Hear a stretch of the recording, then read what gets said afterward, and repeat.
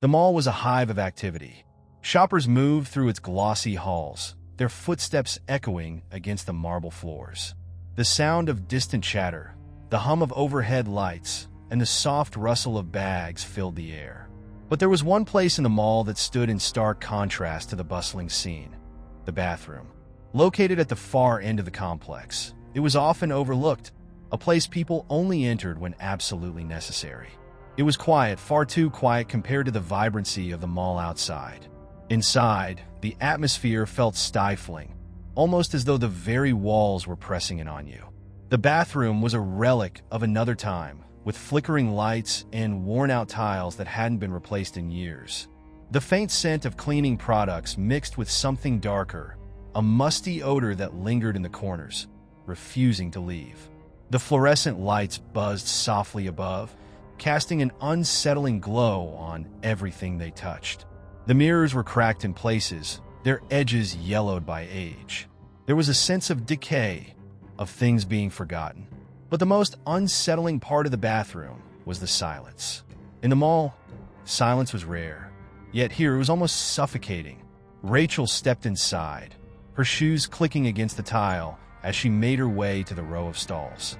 She'd been shopping for hours, and the need to use the restroom had finally become too urgent to ignore.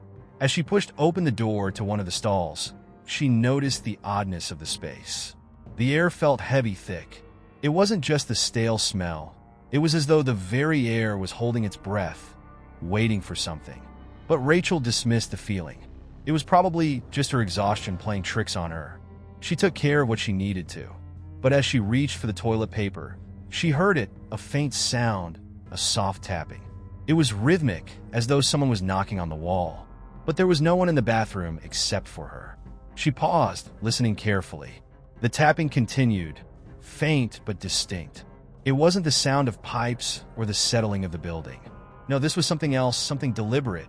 The hairs on the back of her neck stood up. She wanted to ignore it, to brush it off as another odd quirk of an old building. But the sound didn't stop.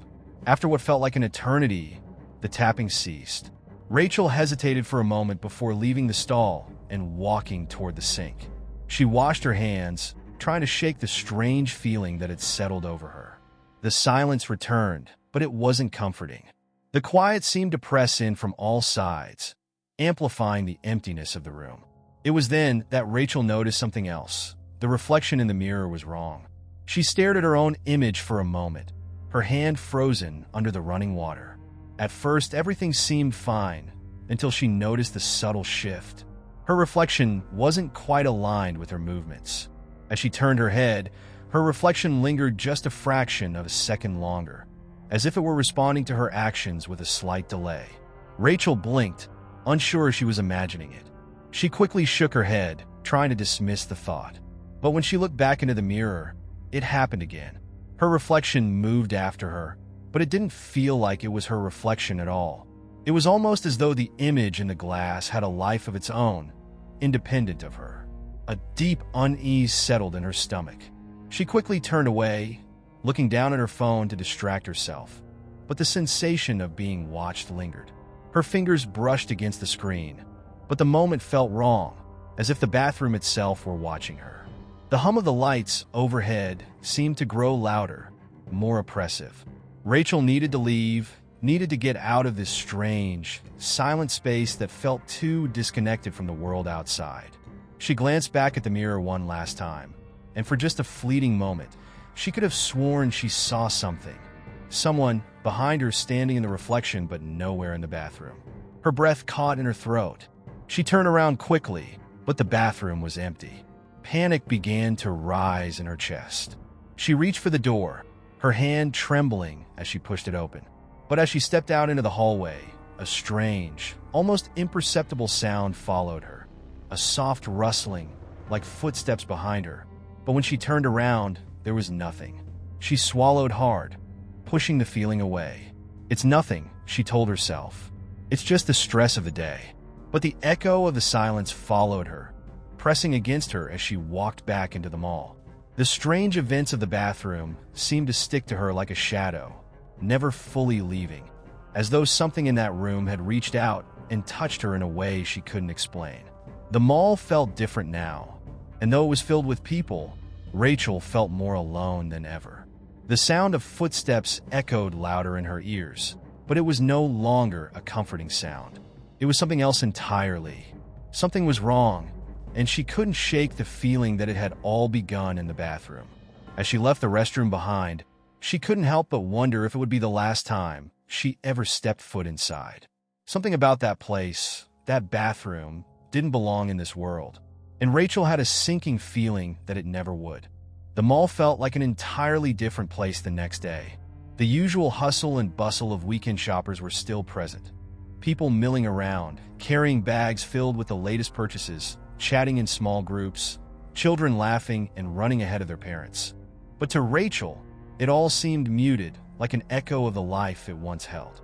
As she made her way through the familiar halls, the walls seemed to press in tighter than before, and the distant hum of the overhead lights sounded more like a low growl. It was a sound that seemed to come from nowhere and everywhere all at once, making it impossible to locate its source. She couldn't shake the feeling from the bathroom. It had been hours since she'd left the restroom, but the unease that had settled over her that day refused to dissipate. She tried to tell herself that it was just her imagination, that the building was old, that the mirrors were cracked and distorted. But the more she thought about it, the less convincing those rational explanations became. The hum of the mall, which had always been a background noise she ignored, now seemed oppressive. It wasn't the kind of noise you could lose yourself in, like the white noise of a crowd or the gentle murmur of distant conversation. No, this hum was more like a warning, a persistent thrum that gripped the edges of her thoughts, forcing them into the present. Rachel's eyes scanned the mall, trying to focus on something normal.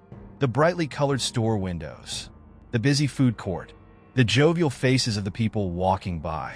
But despite all the signs of everyday life, something felt off. It wasn't just the hum. It was the air, the weight of it, the way it clung to her skin, like it had been there too long, saturated with something she couldn't name. The mall, once a comforting place where she could lose herself in the anonymity of the crowd, now seemed suffocating. She couldn't escape the sense that the space around her was too full, too heavy with unspoken things. She paused near a kiosk, pretending to browse through the latest magazines, but her thoughts kept drifting back to the bathroom, to the sound of the tapping, to the reflection that had seemed wrong, to the way the room had felt like it was holding its breath, waiting. It wasn't just a bathroom. Not anymore. It was a place that felt as if it existed outside of the mall, outside of time itself. She had been in and out of that restroom countless times before, but now it felt haunted. The strange sensation lingered, clinging to her like a shadow, refusing to be shaken off. Rachel shook her head, trying to break free from the grip of her thoughts. Stop thinking about it, she told herself. It was just a restroom, an old, creepy bathroom. Nothing more. She had been tired, maybe even a little dehydrated. Her mind was playing tricks on her. She turned her attention to a new store display, but it wasn't enough. Her heart rate quickened. The mall seemed to close in around her, the noises growing louder and more distorted. Every conversation she overheard felt like a distant murmur, as if they were coming from another world entirely. It was then that she felt a subtle shift in the air, as if someone were standing just behind her, breathing down her neck. Rachel stiffened, her breath catching in her throat. She glanced over her shoulder, but there was no one there. Just the usual mix of people passing by, oblivious to her growing sense of dread. She turned back around, but the feeling didn't go away. It felt like she was being watched, and it wasn't just the usual glance from a stranger or the casual eye contact of someone passing by. This was different. This felt deliberate, almost invasive, as though something unseen was observing her every move, measuring her, waiting for the right moment. She walked faster now, the hum of the mall growing louder in her ears, drowning out everything else. Every corner she turned felt wrong, as though the layout of the mall had shifted just enough to make her feel lost. She knew exactly where she was. She had been to this mall 100 times, but now, the distance between the stores seemed endless, the aisles twisting into labyrinths. She wanted to get out, but every exit felt farther away than the last. Her chest tightened, and she could feel the panic beginning to rise again. In a last-ditch attempt to regain some sense of normalcy, Rachel headed toward the food court, hoping the familiar scent of fried foods and coffee would ground her. But as she approached, something caught her eye, a flicker of movement just at the edge of her vision. At first, she thought it was just another shopper, someone passing by quickly. But when she turned to look, no one was there. The food court was crowded, but the person she thought she saw wasn't among them. She could feel her pulse quickening, her skin prickling with the unmistakable sensation of being followed. Rachel didn't stop to question it. She picked up her pace, weaving through the crowd until she reached the nearest exit, pushing open the door with a force that left her breathless. The cool air outside hit her like a shock, clearing her senses, but the feeling of being watched lingered. The mall, now visible behind her, seemed to loom, its bright lights casting long, stretching shadows over the pavement. She turned back toward it for just a moment, and then just as before, she saw it. A figure standing by the entrance, their face hidden in the shadows. Watching, waiting, her stomach lurched. It's nothing, she thought. Just a trick of the light. Just your imagination. But deep down, she knew the truth.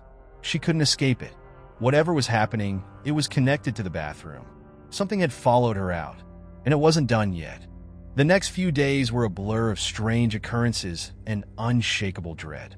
Rachel couldn't focus on her usual tasks at work, couldn't keep her thoughts from wandering back to the mall. The feeling of being watched, the oppressive hum of the building, and the figure she swore she saw by the entrance. It all plagued her thoughts like a shadow, following her everywhere.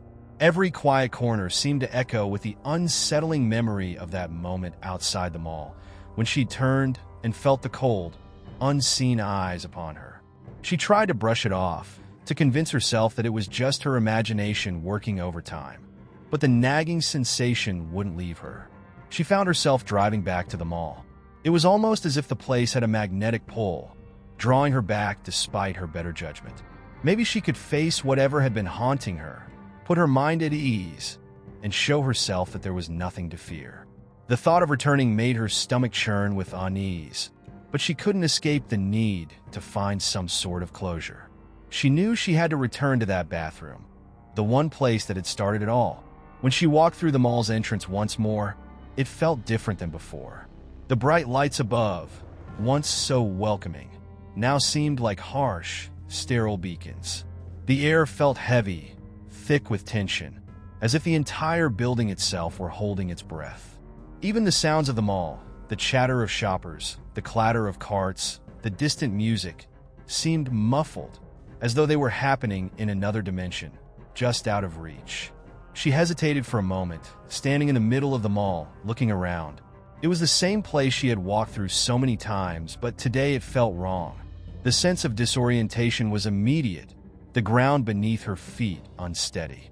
She felt a pang of fear, but it wasn't just fear of the unknown. It was the fear of something familiar suddenly turning foreign. With a deep breath, Rachel made her way toward the restroom, trying to shake the growing sense of doom that gnawed at her insides. She could feel the weight of the hall closing in as she walked, her footsteps echoing louder in her ears, magnifying the silence that surrounded her. The path seemed longer today, as though the mall itself had stretched and distorted in ways she couldn't comprehend. She wanted to turn back. Every instinct told her to leave, but some urge to understand, to confront what had been haunting her, kept her moving forward. When she finally reached the bathroom, her pulse quickened. She stood outside the door for a moment, staring at the worn sign above, feeling the weight of the place pull at her with every passing second. There was no longer a question of whether she should enter. She had no choice. She had to know. What had happened here? What was it that she couldn't remember, but still felt in her bones? Inside, the bathroom was still. The lights flickered as they always did, casting their uneven glow across the cracked tiles. The air was thick with the faint smell of cleaning products, masking something darker, something that seemed to rise from the very walls. But this time, Rachel was not alone in the bathroom. The silence felt oppressive, but she was no longer simply standing there as a visitor to the space. This time she felt like she belonged. The bathroom, once a place of mundane necessity, now felt like an extension of her. The hairs on the back of her neck stood up, not from fear, but from recognition. Her gaze drifted toward the mirror, but she quickly averted her eyes. The reflection. She couldn't look at it again, not yet, not after what had happened before. Instead, she focused on the stalls, the shadows within them. They seemed darker than usual, as though they were waiting for something or someone to enter. But no one else was there. She stood motionless, her heart hammering in her chest, her body frozen in place. Then the tapping began. At first, it was so faint that she almost dismissed it as her imagination. But as it continued, growing louder, more insistent, Rachel's blood ran cold. It was the same rhythmic tapping she had heard before, the sound that had unsettled her, that had made her feel as if the room itself was alive, watching her. She could no longer ignore it. She followed the sound, slowly moving toward the back of the bathroom, where the tapping seemed to be coming from. There, in the furthest stall, she saw a small crack in the wall. The tapping came from behind it. The realization hit her like a punch to the gut. The wall was hollow. Something or someone was on the other side. Rachel's breath caught in her throat. She wasn't alone here.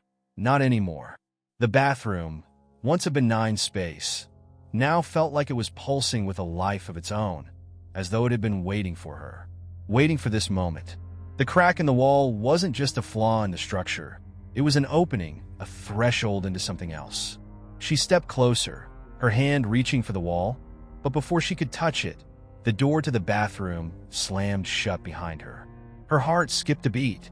The sound of footsteps, heavy and deliberate, echoed from somewhere deep within the walls. Someone was coming. Someone was already there. And they weren't from this world. Rachel froze. The sound of the bathroom door slamming shut echoed in her mind as much as in the room itself. Her heartbeat, once erratic, now felt like a slow, deliberate drumbeat, thudding in her chest. The footsteps, distant yet unmistakable, grew louder. Her instincts screamed at her to run, to flee from the suffocating atmosphere that seemed to close in around her, but her legs refused to move. It was as though the very air had solidified, holding her in place, anchoring her to the floor with an invisible force. The tapping behind the wall continued, rhythmic and steady, almost mechanical now. It didn't seem to be coming from the crack she had noticed earlier. No, the sound was coming from deeper within the structure, as if the very walls themselves were alive, pulsing, throbbing with a life of their own. Rachel could almost feel the vibrations in her bones. It was no longer just a sound. It was a presence, a weight pressing against her chest, making it difficult to breathe. She fought the overwhelming urge to scream, to cry out for help, but something deep inside told her it would do no good. No one would hear her here, not in this place. As the footsteps continued to grow nearer, Rachel's thoughts became a muddled mess. She tried to convince herself it was just her mind playing tricks on her, that it was only the natural creaking of the old building. But the more she tried to rationalize it, the more absurd the idea seemed. This wasn't just the sound of an old mall, of tired plumbing or settling walls. This was something far worse. The footsteps weren't random. They were purposeful. Whoever or whatever was moving toward her was coming with intent, and that intent did not seem kind. Her eyes darted around the room, desperate for any kind of escape. The stalls, the mirror, the cracked tiles on the floor. There was nowhere to go. The only way out was the same door that had slammed shut behind her, and that now felt like a prison rather than an exit. She reached for the door handle, but her hand trembled, her fingers unsure. The footsteps stopped, just as abruptly as they had started. A deafening silence fell over the room, leaving her in a vacuum of dread. Then, a voice, low, almost guttural, whispered from the shadows. "You shouldn't have come back." Rachel's blood ran cold. The words were not a threat, but a statement of fact, as if the speaker knew something she didn't, as if it had been waiting for her. She turned toward the sound, her body moving on instinct, but there was nothing there.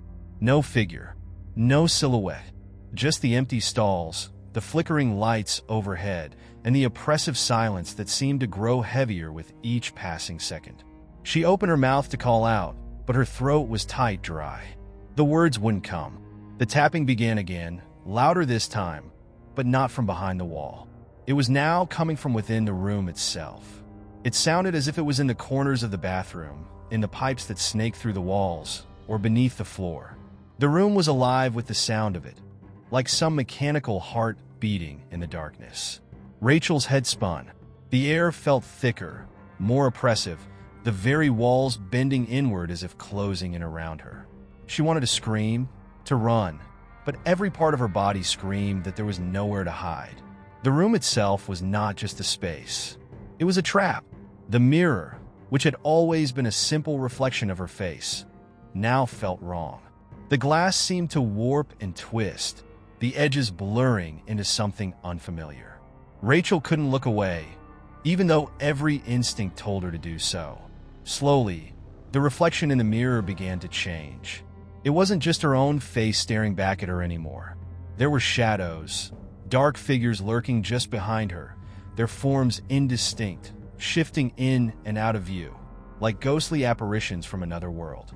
Rachel's breath caught in her throat, and for a moment, she could have sworn she saw a hand, pale, cold, reaching toward her from the glass.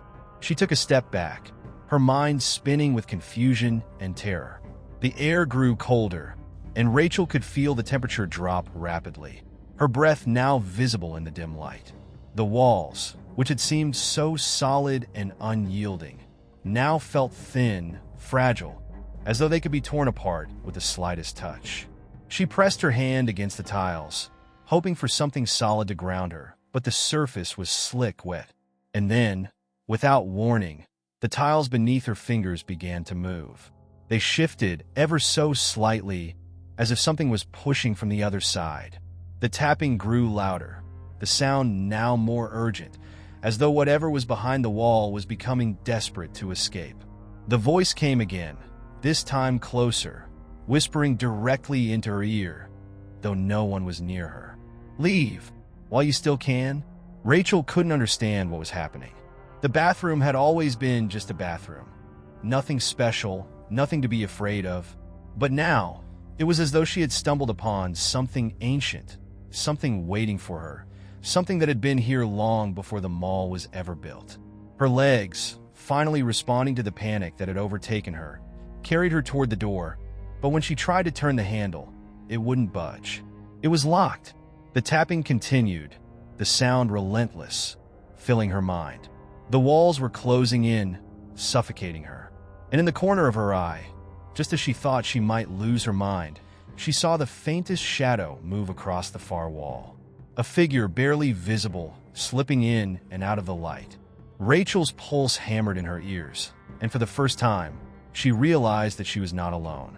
Whatever had been following her was now here, within the very walls of the bathroom. And it wasn't leaving, not without her. Rachel stood in the center of the bathroom, her back pressed against the door. Her chest was tight, every breath coming in shallow, ragged gasps. The mirror in front of her flickered like a dying candle, its surface rippling as if it too was struggling to maintain its hold on reality. The tapping, now constant and maddening, resonated throughout the entire room, bouncing off the walls and creating an oppressive rhythm that seemed to throb through her very bones. Each beat of the sound felt like an unrelenting pressure on her mind, each pulse a reminder that she was no longer in control. She tried the door handle again, her fingers slick with sweat. It still wouldn't budge. There was no escape, no way out. It was as if the entire mall, the very space around her, had transformed into something alive, a vast, labyrinthine creature, and she was trapped inside its belly. Panic clawed at her insides. She slammed her shoulder against the door, hoping to break through, but the wood held firm. It was almost as if the walls themselves were conspiring against her, keeping her here, keeping her in this room, isolated and helpless. The tapping grew louder, closer. The sound now seemed to come from beneath the floor. Rachel could feel it vibrating through her feet, could almost hear it in her bones. There was something under the bathroom, something hidden in the depths of the building, something that had been waiting. And it wasn't just the building that felt alive. It was as though the very bathroom itself was aware of her presence, of her fear, and it was feeding on it. It was alive, aware, and it was closing in on her. Rachel spun around, her eyes wild, scanning the room for any sign of movement. It was then that she saw it, something that had been there all along, but that she hadn't noticed. The faintest outline of a door. A small, almost imperceptible crack in the corner of the room, hidden behind a rusted metal stall. It wasn't the main entrance, but a hidden, forgotten space. Her heart raced at the thought of another exit, a chance to escape this nightmare. But something held her back. She felt a pull, something deep inside telling her not to go near it, that whatever was behind that door was far worse than the horror that was closing in on her from every side. But the thought of being trapped in this bathroom forever, with the relentless tapping and the oppressive atmosphere pressing in from all directions, was too much to bear. Rachel stepped toward the crack in the corner, her breath coming faster now. Each step a struggle against the paralysis that had gripped her body. Her fingers brushed against the wall, the cool surface offering little comfort. With trembling hands, she pulled at the metal stall, and the crack widened just enough for her to slip through. The hidden door groaned as it opened, the sound almost deafening in the heavy silence. Beyond the door was a narrow, dark hallway. The air here was thick with dust, the walls covered in old, peeling paint.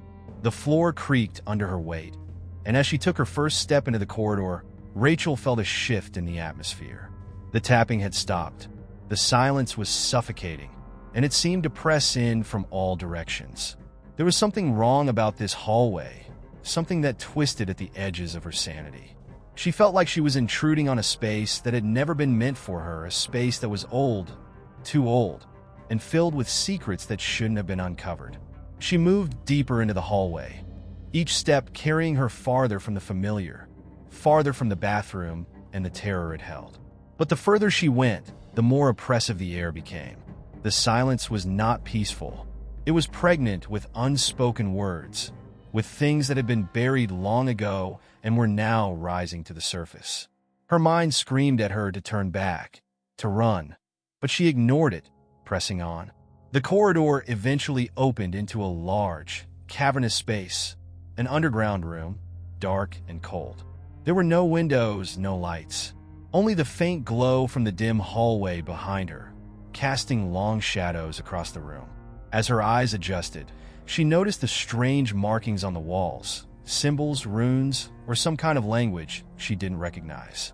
They were etched deep into the stone, carved with a precision that suggested an ancient hand. Rachel's pulse quickened. She didn't know why, but she felt as though she had found something that wasn't meant to be found, something that had been sealed away for a reason.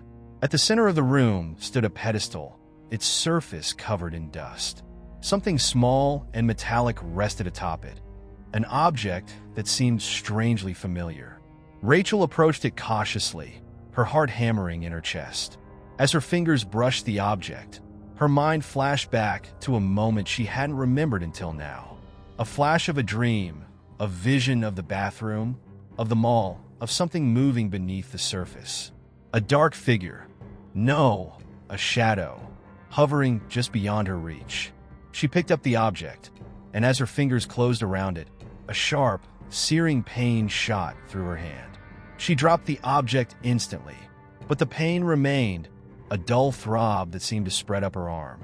It was then that she saw it, the mark, a burn-like symbol on her palm, black and jagged, as though it had been branded into her skin.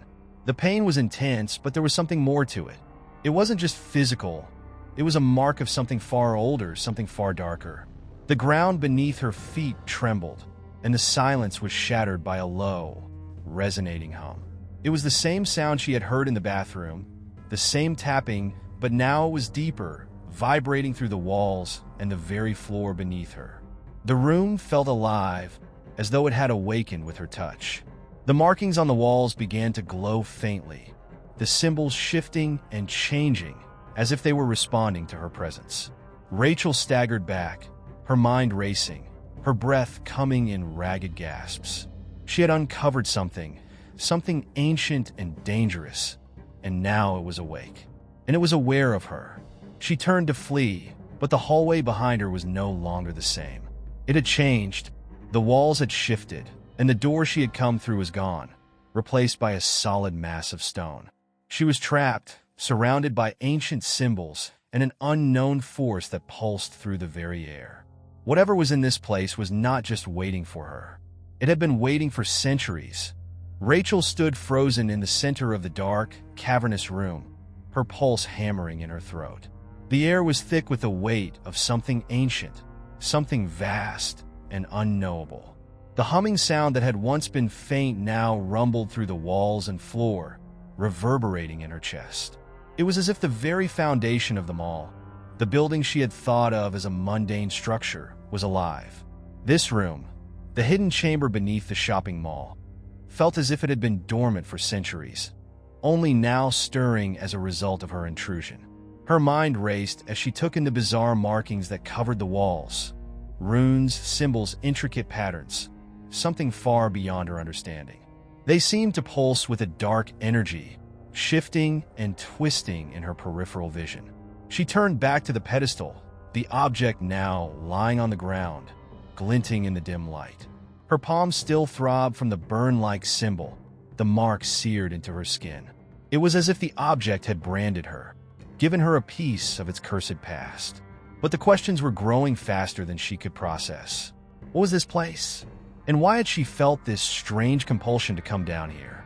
A sound broke her from her thoughts, a faint whisper, just on the edge of hearing. It was so soft that she almost missed it, but it was unmistakable. Someone or something was calling to her. The voice was distant and indistinct, like the echo of someone speaking through water. Rachel's instinct told her to run, to leave this place and never look back, but her body refused to obey. Instead, she found herself stepping toward the pedestal again, her hand trembling as she reached for the object that had caused her so much pain. The whisper grew louder, clearer, but still muffled, as if trapped behind a veil. The closer she came to the pedestal, the more the room seemed to distort. The air shimmered, and the walls appeared to bend in on themselves. The markings on the walls began to glow more intensely, and Rachel felt her head spin. She had to get out. She had to leave before whatever this place was consumed her whole. Yet, despite the overwhelming fear, there was a pull, a draw that she couldn't explain. The object on the pedestal beckoned to her, as if it were a key to a door she had no idea existed. Suddenly, a sharp, cold breeze cut through the room, making Rachel flinch. It was then that she noticed something that she hadn't before. Behind the pedestal, hidden in the shadows, was another doorway, this one narrow and low to the ground, almost invisible in the dim light. The whispering voice grew louder now, louder than ever before, and with it came a sense of urgency. It was as if the room itself was trying to communicate with her, to warn her, or perhaps to compel her to open the door. She had no idea why, but she felt that this was the only way forward. She moved toward the hidden doorway, her hand brushing against the cold stone walls as she approached. The air around her seemed to hum with energy, and the burn on her palm flared painfully, as if protesting her proximity to whatever lay beyond. She hesitated for a moment, the fear gnawing at her insides, but then the voice came again, stronger this time, unmistakable. "Come," it whispered. "Come and see." Rachel took a breath, her chest tight, and stepped through the threshold. The space beyond the doorway was unlike anything she had imagined.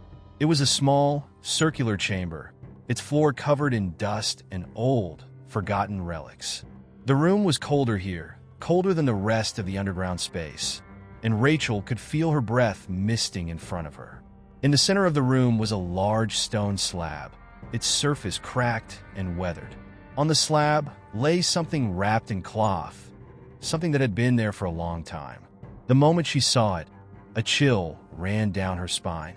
She knew, without a doubt, that this was what had drawn her here, what had been waiting for her all along. She stepped closer, her heart racing as she unwrapped the cloth. What she found beneath was far worse than she could have imagined. The object was not a relic, nor a trinket. It was a figure, an effigy of some kind, made of blackened bone, twisted and malformed, as if the very material of the statue had been shaped by an unnatural force. It was like nothing Rachel had ever seen before. It was both repellent and hypnotic, a grotesque combination of man and something else.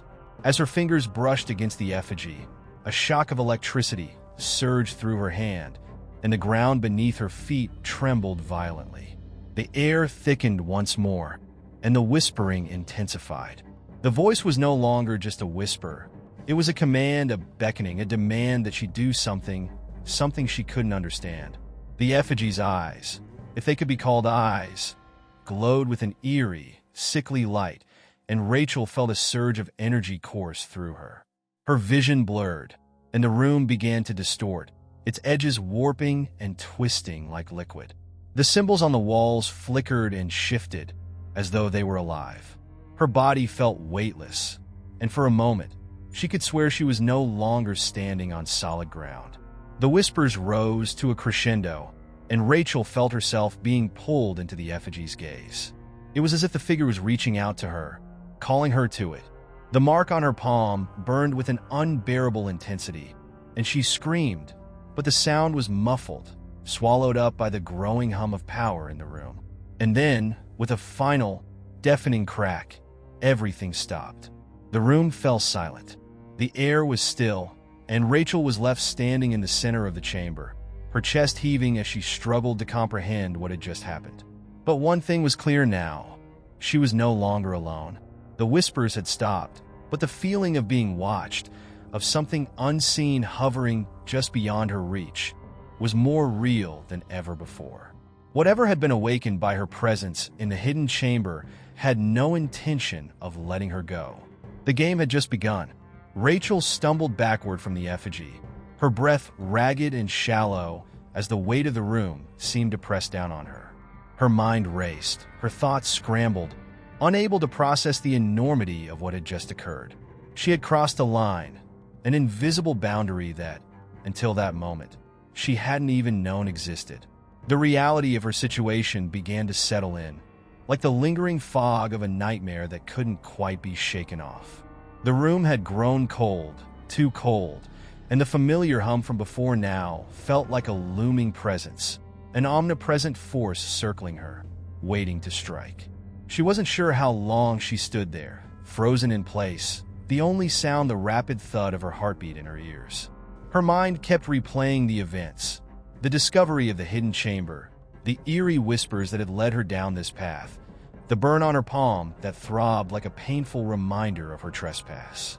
The effigy's eyes still seemed to burn into her soul, the grotesque figure imprinted in her mind. Whatever it wasn't human, and she feared that she, in some unintentional way, had awakened something far older and far darker than she could ever comprehend. Turning slowly, Rachel scanned the room, looking for any sign of escape. The once hidden doorway she had passed through was no longer visible, and the chamber she stood in felt as though it had always existed this way, sealed off from time and space. The shadows on the walls seemed to grow longer, more sinister. In the corner of her eye, she saw something move, but when she turned to look, there was nothing there. She shook her head, trying to clear her mind, trying to bring herself back to reality.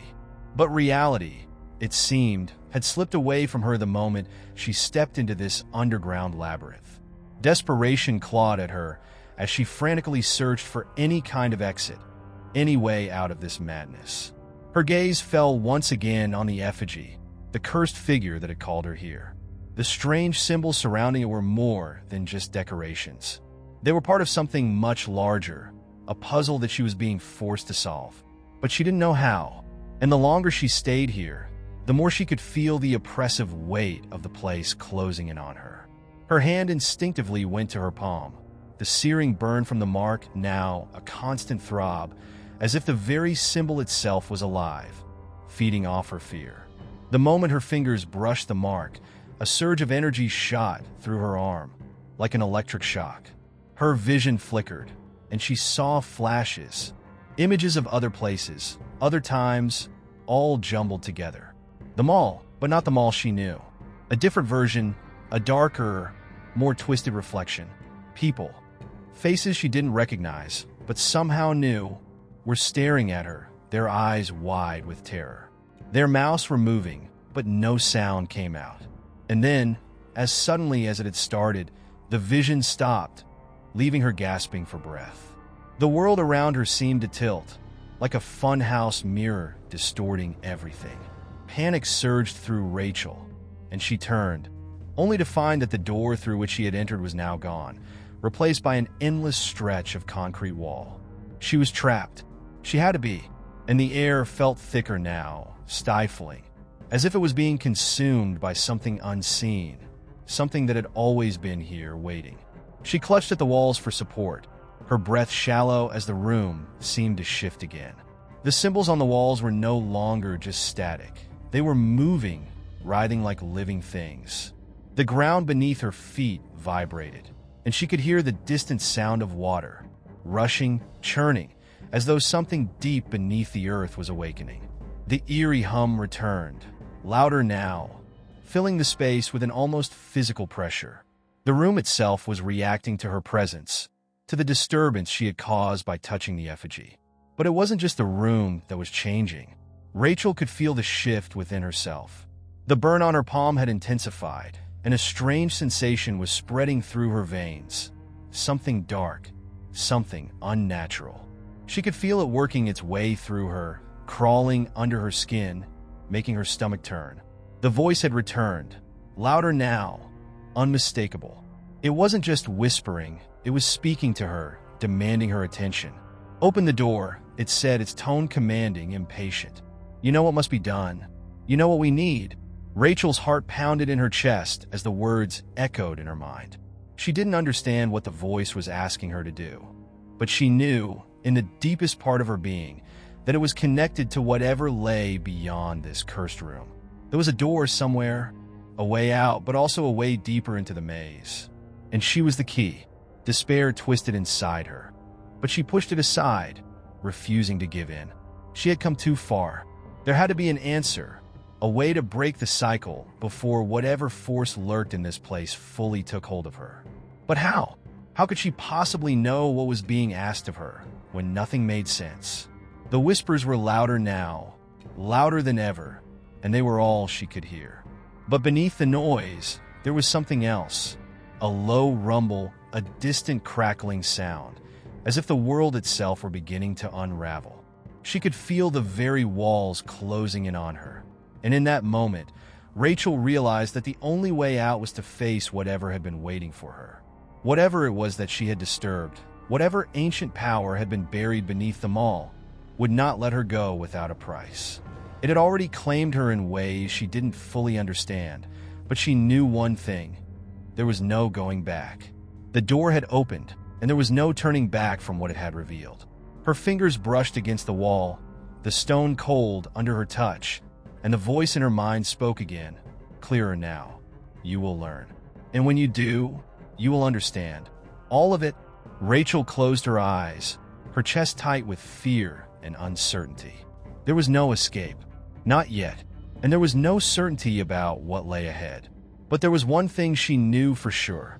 She had just uncovered the beginning of something far worse than she could ever have imagined. And now, there was no turning back.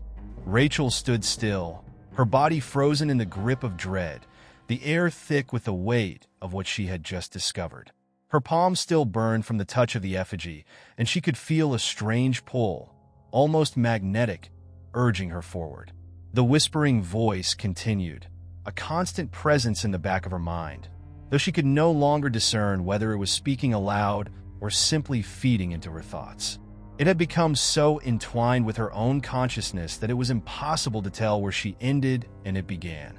The walls of the chamber, once imposing and ominous, now felt almost claustrophobic. Rachel's breath was shallow, each inhale a struggle against the suffocating atmosphere. She tried to focus, tried to pull herself back from the edge of panic, but the urge to move forward, to follow the pull that had begun to draw her deeper into the heart of this place, was overwhelming. It was as if the room itself were calling her, as though the very stones beneath her feet were urging her to step closer to the darkness. She didn't know what had happened to the door she had entered through, but it was gone, vanished as if it had never been there in the first place. The shadows seemed to writhe, as if alive, casting twisted shapes on the walls that danced and contorted with every flicker of light. The fluorescent hum, which had once been so irritating, now resonated with a deeper, more unsettling tone, vibrating the very air around her. Everything felt wrong, out of place, like the laws of nature had been twisted, manipulated. Despite the horror creeping through her every nerve, Rachel moved forward, her feet hesitant but compelled. She had no choice. The whispers, the energy in the air, the pull in her chest. It was all far stronger than her fear. The deeper she went, the more she felt a strange resonance, a sensation that somehow connected her to the very bones of the building itself. Her heart raced as she pressed on, wondering just how deep the maze beneath this mall went. The path led her down a narrow corridor, the light overhead flickering in and out like a dying pulse. Her mind screamed at her to turn back, to escape before it was too late. But the burning mark on her palm intensified with every step she took, and she could no longer ignore its call. The sense of inevitability had become overwhelming, like a tidal wave she couldn't outrun. She tried to fight it, to resist, but with each passing moment, she could feel her will breaking down, eroding in the face of this ancient force.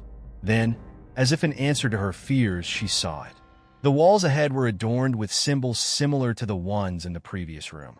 But these were different, more intricate, and yet far more disturbing. They seemed to writhe under her gaze, almost alive in their motion. The patterns shifted when she wasn't looking directly at them, making it impossible to understand their true form. The markings were jagged, like claws gouging into the stone, and they felt hungry. Watching her, her breath caught in her throat as she stepped closer to the wall, her fingers brushing against one of the symbols. The instant her skin made contact with the cold stone, she felt an electric shock, a pulse of energy that vibrated through her entire body. The mark on her palm burned brighter, searing her skin, and for a brief moment, her vision blurred. The world around her seemed to bend and stretch, twisting in a nauseating spiral. And then, just as suddenly as it had begun, everything stilled. She blinked, disoriented, trying to regain her bearings. When her vision cleared, she saw that the hallway had changed. The walls were now lined with what looked like mirrors, tall, reflective surfaces that stretched from floor to ceiling. They were cracked, some completely shattered, but still reflecting the dim light in eerie ways. In the shattered glass, Rachel could see her own reflection, but it wasn't quite right. Her eyes were darker, hollow, and her expression was twisted into something unrecognizable. It was like looking at a distorted version of herself, one that had been drained of all emotion, of all humanity. Suddenly, she heard the voice again, this time sharper, more insistent. "Come closer. You are not alone." The words reverberated through her, not spoken by any human mouth, but somehow felt inside her bones. Rachel took a step back, her heart racing, her hand pressing against the mark on her palm. The pain was almost unbearable now, and she felt a gnawing sensation deep within her chest, like something inside her was trying to break free. She wanted to scream, to run, to find some way out of this nightmare, but her body refused to obey. The strange force was too strong, too commanding. It was then that the reflection in the mirror moved. At first, she thought her mind was playing tricks on her, that her exhaustion and fear had finally caught up with her. But no, the figure in the reflection, her reflection, stepped forward, its movements jerky and unnatural, as if it were being controlled by something else. It raised its hand to the mirror, and Rachel instinctively raised her own hand to meet it. The moment their fingers touched the glass, a shockwave of cold ran through her, numbing her body to the core. The glass rippled like water, and in the reflection, she saw something else, something beyond her own distorted image. A vast, dark space, filled with shadowy figures that loomed just out of sight. The air was thick with whispers, and the darkness seemed to pulse with a life of its own. A pair of glowing eyes flickered in the distance, watching her with an almost predatory hunger. "Do you see?" the voice whispered again. "This is what lies beneath." The glass rippled again, and Rachel felt the ground shift beneath her feet. It was as though the very foundation of the mall was trembling, quaking in response to the forces she had unknowingly awakened. The walls seemed to close in on her, the mirrors growing more oppressive, as if they were alive and closing in from all sides. The sound of rushing water returned, louder now, as though an ocean was rising just below her. And then the mirrors shattered completely, leaving Rachel in the dark, her mind racing with the horrific implications of what she had just witnessed. The path ahead was uncertain, but she knew, deep down, that the worst was still yet to come. Something was waiting for her, something old, something powerful, and it was not done with her yet. The destruction of the mirror was not a simple breaking of glass. It was a rupture, a tear in the fabric of reality itself. As the shards fell, clattering to the ground, Rachel felt the air grow thick, dense, and oppressive. The world seemed to hold its breath, waiting for something. She could hear nothing but the distant, constant hum that had followed her through this labyrinth of nightmare, growing louder now, like the sound of a massive engine stirring to life. Rachel's mind was spinning, her pulse erratic, and she tried to focus, to make sense of what had just occurred. The reflection in the mirror had shifted. No longer a mere distortion of her own image, it had shown her something far darker, something deeper. She had seen a glimpse into the vast, shadowy space, a realm or existence beyond the ordinary world she knew, and she now felt that this place was reaching for her. Something was alive within the walls of the mall, something ancient, something hungry. Her legs felt heavy as she took an uncertain step forward, though every instinct screamed for her to turn around, to flee. The darkness behind her was creeping closer, tightening around her as if the shadows themselves were latching onto her every movement. The flickering lights above her seemed to dance mockingly, never quite illuminating the path ahead. She reached for her phone, but the screen was black, dead, as though it had been drained of all energy.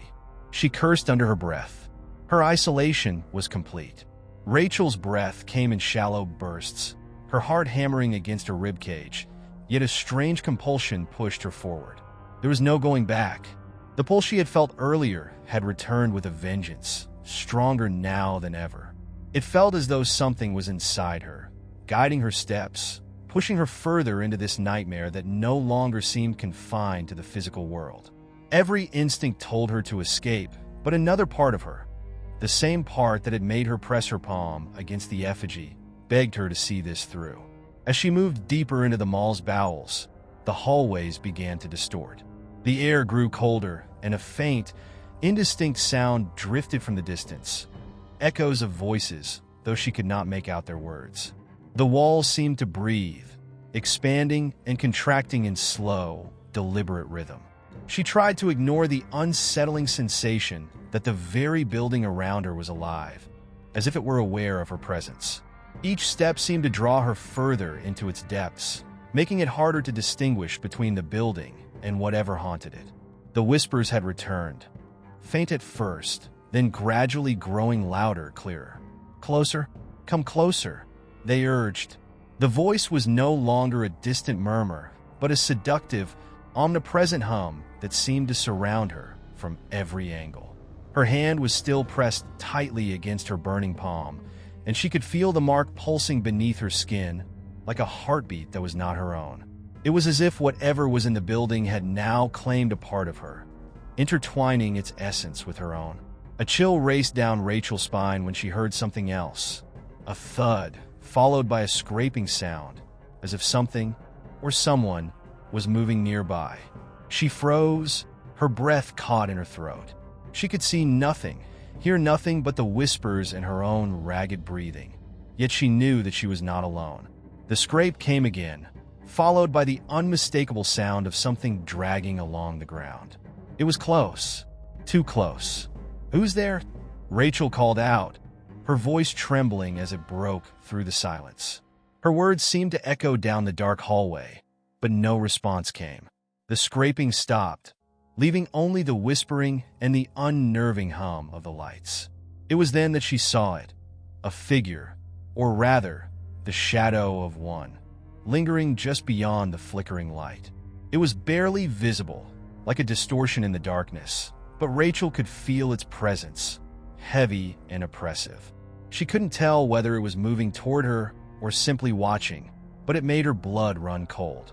The whispers grew louder, more insistent. "You can't run from it," they said. "It's already inside you." Rachel's body reacted before her mind could fully comprehend the danger. She turned on her heel and ran, her footsteps pounding against the floor, her heart racing faster than ever. The darkness seemed to stretch infinitely, swallowing her. And with every step she took, it felt as though the distance between her and the shadowy figure was closing in. Suddenly, the ground beneath her feet gave way. One of the tiles shifted, and before she could even react, her foot slipped, sending her tumbling into the darkness below. She landed hard, the impact knocking the wind out of her. For a moment, all she could do was lie there, gasping for breath. Her body ached, her limbs feeling heavy and disoriented, and she could taste the coppery tang of blood on her lips. The fall had been worse than she realized. As she struggled to regain her bearings, Rachel looked up and realized with growing horror that she was no longer in the mall at all. The familiar gray walls were gone, replaced by jagged stone, damp and slick with a sickly sheen. The ceiling above her was low, and the oppressive darkness seemed to draw nearer with every breath she took. The whispers had ceased, but the silence that followed was even more unnerving. It was as if the very air had become thick with anticipation, waiting for something, waiting for her. Panic began to surge through her once more, but she knew she had no choice. She had to move forward. As she rose shakily to her feet, Rachel's mind raced with the realization that there was no escape. The mall, this place, had changed, had become something else entirely. What had started as a simple visit had become a descent into madness. With only the dim light of her shattered phone to guide her, Rachel moved deeper into this strange, twisted realm. The echoes of the whispers returned, but now they sounded more like a chant, low and rhythmic. As she ventured further, she began to understand that whatever was here, whatever had brought her to this place, was not merely a force of terror. It was something much older, something waiting, and she was the one it had been waiting for. Rachel stumbled deeper into the shadowy labyrinth, her every step feeling heavier than the last. The walls of the place seemed to pulsate with an unnatural rhythm, as if they were alive and breathing in time with her own labored breaths. The cold, damp air wrapped itself around her, making each inhalation feel like it came from a distant, suffocating place. Her body felt as though it were being pulled downward, but there was nowhere to go but forward. Every instinct told her to stop, to turn back, but she couldn't. The sense of inevitability was crushing, the pull of this place too strong to resist. As she moved, the whispered chant in the distance grew louder, more distinct. It was as though the voices were drawing closer to her, becoming sharper, more insistent. She couldn't make out the words, but there was no mistaking the tone, ominous and unyielding, like a chorus of unseen figures beckoning her forward. It was a sound that seemed to sink into her very bones, an ache that throbbed in sync with her pulse. The whispers had become a presence, filling the space around her, all-encompassing. She felt the undeniable urge to listen, to understand. She paused, her breath coming in shallow gasps, and scanned the room. It was an endless, featureless expanse of stone, stretching far beyond her vision. Her mind grasped at the reality of it, trying to make sense of where she was, what this place truly was, but it eluded her understanding. The feeling that this wasn't just an abandoned mall or a forgotten space, but something older, something far more sinister, pressed heavily on her mind. It was as though the fabric of reality had itself torn in this place, and she had stumbled into an empty, waiting void where the rules of the world no longer applied. Then, from the darkness ahead, something shifted. It was a movement, a subtle distortion of the shadows, but Rachel's eyes locked onto it immediately, her heart skipping a beat. She didn't know why she moved toward it. The logical part of her screamed to run in the opposite direction, yet her feet continued their approach. The air around her grew colder as she neared the movement, and the whispers faded momentarily, replaced by a deep, guttural sound that rumbled from the very walls. The shift in sound felt like an invitation, beckoning her closer, but also warning her to be cautious. As Rachel advanced, she saw what had shifted in the darkness. A figure, obscured in shadow, but unmistakably human. It was standing perfectly still, facing her, as though waiting for her arrival. She stopped in her tracks, the chill of fear running through her veins. The figure did not move, did not acknowledge her presence in any way, yet she could feel its eyes on her, could feel its consciousness pressing against her. The room seemed to narrow, and the walls, which had once seemed endless, now seemed to close in, as though pushing her closer to this figure. "Who are you?" Rachel whispered, her voice hoarse with a mixture of fear and curiosity. She had no reason to believe that this figure would respond, yet she couldn't shake the need to speak, to break the silence. The figure remained motionless, and for a moment, Rachel questioned her own sanity. Had she imagined it? Was she losing touch with reality? But no, there was something undeniably real about this presence. The stillness of the figure was too solid, too complete to be a figment of her imagination. Then, just as she was about to turn and flee, the figure shifted. It moved with an eerie smoothness, its limbs extending as though it were stretching out of the darkness itself. Its form remained obscured, but a chilling sensation swept over Rachel as she realized that this was no ordinary person. It was something else entirely. Something that existed in the space between light and shadow. The whispers returned, louder now, swirling around her like a violent wind. "You should not be here," they seemed to chant, a warning that sent a fresh wave of terror through her. But it was the voice that followed that truly froze her in place. It was low, guttural, like something ancient and far beyond human understanding. "You have seen the truth," it rasped, the words carrying an authority that resonated deep within her. Rachel felt the blood drain from her face as the meaning of those words began to settle in. The truth? What truth? Her pulse quickened, and she instinctively took a step backward, but the figure's voice stopped her. "There is no escape now. The barrier is broken." The ground beneath her feet shifted, and for a split second, Rachel thought she was falling again. But this time, there was no descent, no sudden drop. Instead, the very floor seemed to buckle, like the structure of the mall itself was being bent by an unseen force. The shadows began to move again, swirling violently, and a wave of dizziness crashed over her. The world around her was becoming unmoored, as though she were being pulled into another dimension, one that defied all logic and understanding. What are you?" Rachel managed to gasp, her voice breaking under the weight of fear. The figure finally stepped forward into the dim light, revealing only its silhouette. But even in the half-darkness, Rachel could make out something horrifying, a face that was not quite a face. It was an abstract distortion, an amalgamation of shifting shapes and flickering images, as though it had no true form. Yet it was undeniably alive. "I am the gate," the figure said, its voice reverberating through her mind. "And you are the key." A sudden, overwhelming realization hit Rachel like a tidal wave. The mirror, the effigy, her palm pressed against that mark. This wasn't just a nightmare. This was a ritual, an ancient binding that had somehow ensnared her. She had unknowingly played a part in something that had been set in motion long before she had even stepped into this mall. And now, there was no turning back. The gate had been opened, and she was the one who had unlocked it. The whispers intensified, becoming a roar, as if the very universe itself was collapsing in on itself. She had stepped into something far beyond her comprehension, and now she was at the center of it.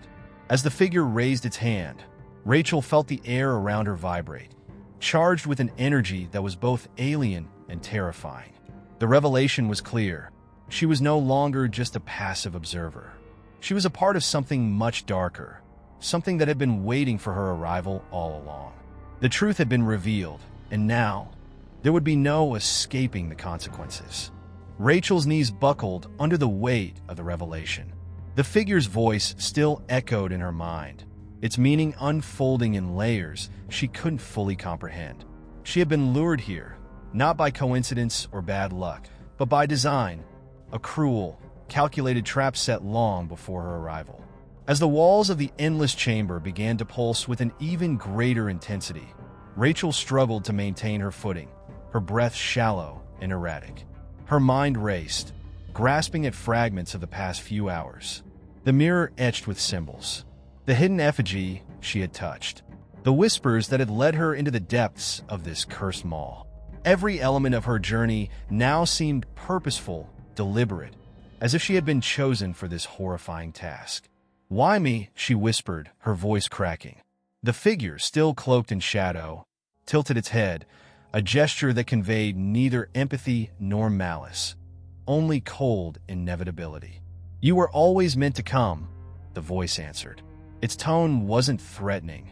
It was simply final, as though it were stating an undeniable fact of nature. "Every path you've walked has led you here. Every choice, a thread in the web that binds you to this place." Rachel's mind rebelled against the words. The absurdity of it all clashed with the primal terror that now ruled her body. She was not special, not chosen. She was just a woman who had stepped into the wrong bathroom. The figure moved closer, the flickering of its abstract form now radiating an aura of heat and pressure that made the air around Rachel nearly impossible to breathe. "The gate has been dormant for centuries," it continued, waiting for the right key. "A soul untethered from purpose, but burning with enough will to open the way." Rachel felt a cold stab of fury amid her fear. A soul untethered? Was this some cruel punishment for her aimless life? For her struggles and failures? The walls of the chamber began to change, their smooth surfaces now etched with shifting patterns. The symbols Rachel had seen on the mirror returned, glowing faintly, and she realized with a start that they weren't static. They writhed like living things, twisting into new shapes as she watched. The chamber itself was alive, responding to her presence. She stumbled backward, but there was nowhere to go. The room had no discernible exit, only the oppressive, infinite darkness that loomed beyond the edges of her vision. "You misunderstand your role," the figure said, as if sensing her thoughts. "This is not punishment. It is fulfillment. You are the vessel through which the gate will open, through which we will return." Rachel's mouth went dry. "We," she managed to croak. The figure did not answer directly. Instead, it extended a hand, or what resembled one, toward the swirling symbols on the walls. With a subtle motion, the room reacted, the glowing patterns converging into a single, blinding sigil at the chamber's center. The light from the sigil was overwhelming, yet Rachel couldn't look away. It burned with a brilliance that seemed to pierce through her very soul, filling her with a strange, contradictory sensation, part awe, part despair. The sigil's shape shifted constantly, like it was alive, and as she stared into its depths, she saw fragments of something beyond her understanding. Vast, chaotic landscapes of fire and shadow. Endless voids filled with writhing forms. An ancient, sprawling city that seemed to defy the laws of space and time. "This is the truth you sought," the figure said, its voice resonating with a power that made the chamber tremble. "Your world is but a fragment, a pale echo of the greater reality. The gate bridges these realms, and you will be the one to open it fully." The implications hit Rachel like a tidal wave. Whatever lay beyond the gate wasn't just a threat to her. It was a threat to everything. If she opened this bridge, if she played her part in this ritual, it wouldn't end with them all. It would end with the world. "No!" Rachel shouted, surprising herself with the strength in her voice. She clenched her fists, a surge of defiance rising within her. "I'm not doing this. I'm not your key." The figure paused, its featureless head tilting again. For the first time, it seemed to consider her words, though whether it felt amusement or irritation, Rachel couldn't tell. "The ritual cannot be undone," it said simply. "But resistance is expected. It is part of the design." The room responded to her defiance. The walls seemed to constrict further, the glowing sigil burning brighter. The oppressive whispers returned, louder than ever, their voices overlapping in an unintelligible cacophony. Rachel fell to her knees, clutching her head as the sound overwhelmed her senses. But even as she trembled, she refused to give in. Somewhere deep inside her, a spark of hope remained. If this was all part of the design, perhaps she could find a way to break it. Perhaps she could shatter the ritual before it was complete. Through the deafening roar of the whispers, Rachel's resolve solidified. She didn't know how, and she didn't know if it was even possible, but she would fight. She would not be the key that opened this gate. As the figure loomed above her, its abstract form radiating a dark, suffocating power, Rachel clenched her teeth and prepared herself. Whatever came next, she would face it. She had to. The fate of more than her own life depended on it. Rachel's defiance seemed to ripple through the chamber like a shockwave, disrupting the eerie harmony of the glowing sigil. For a fleeting moment, the oppressive whispers faltered, their overlapping chants breaking into fragments. The figure before her hesitated, its shifting form pulsating erratically, as though it had not anticipated her resistance. The air grew heavier, but Rachel felt a strange clarity descend upon her, a moment of calm amid the storm. Her reprieve was short-lived. The sigil in the chamber's center began to pulse rhythmically, casting shadows that writhed like living entities along the walls. Rachel's attention was drawn to one shadow in particular, a tall, jagged form that seemed to detach itself from the surface and step into the room. It moved with purpose, its movements sharp and unnatural, its edges flickering like static on an old television. Rachel instinctively backed away, her resolve shaken but unbroken. The figure, still cloaked in its abstract, unknowable form, raised a hand toward the jagged shadow. "You reject the gate," it intoned, its voice carrying an edge of disdain. "But the gate does not reject you. The ritual demands completion, and you are bound to its will." The shadow advanced, silent and predatory, its shape constantly shifting as it approached Rachel. Her heart raced, but she refused to scream. She refused to give the darkness the satisfaction of her fear. As the shadow loomed over her, Rachel's gaze darted around the chamber, searching for anything she could use to fight back. Her eyes landed on the mirror. It hung, impossibly untouched, in the corner of the room, its surface shimmering faintly despite the chaos around it. The symbols etched on its frame were now glowing with an intensity that matched the central sigil, as if the two were inextricably linked. Without fully understanding why, Rachel felt drawn to it. Summoning all her strength, Rachel lunged toward the mirror. The shadow swiped at her, its jagged edges cutting through the air with a sound like tearing fabric, but she narrowly avoided its grasp. Her fingers wrapped around the edge of the mirror's frame, and as soon as she made contact, a jolt of energy surged through her body. It was like touching a live wire, painful but invigorating. The whispers returned, louder than ever, but now Rachel could discern fragments of their words. "Break the chain, shatter the reflection." The figure's form trembled violently, its smooth, faceless surface cracking as if in response to Rachel's actions. "Do not defy the mirror," it bellowed, its voice echoing with a mix of anger and desperation. Rachel's grip tightened. She didn't know what breaking the mirror would do, but the fragments of whispers urged her on. This was no ordinary reflection. It was a tether, a conduit that linked her to the ritual. If she could destroy it, perhaps she could sever her connection. The shadow lashed out again, its jagged limbs striking Rachel's arm. She cried out in pain as a sharp, searing line of blood appeared, but she didn't let go of the mirror. With a scream of defiance, she pulled it from the wall and hurled it to the ground. The glass shattered into 1,000 shards, each piece catching the light of the sigil and refracting it into chaotic, fractured patterns. The chamber seemed to recoil, the walls shuddering violently as if the room itself had been wounded. The figure let out a guttural roar, its form unraveling into a swirling mass of darkness that swirled chaotically around the room. The shadow recoiled, its jagged edges softening, retreating back toward the walls as if suddenly stripped of its power.